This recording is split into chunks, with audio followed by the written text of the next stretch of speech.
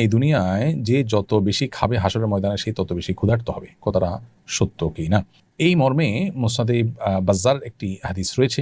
সে হাদিসের সনদ সম্পর্কে হাফিজ ইবনে হাজার আসকালানি রাহিমাহুল্লাহ বলেছেন যে এই হাদিসের সতর্কবার্তা মূলত ওই ব্যক্তির জন্য যে ব্যক্তি সবসময় পেট পুরে খায়, অতিরিক্ত খায় এবং এর ফলে ব্যক্তির মধ্যে অলসতা চলে আসে, আল্লাহর ইবাদতবন্দি করা তার জন্য কঠিন হয়। এরকম ব্যক্তির জন্য এরকম কথা বলা হয়েছে।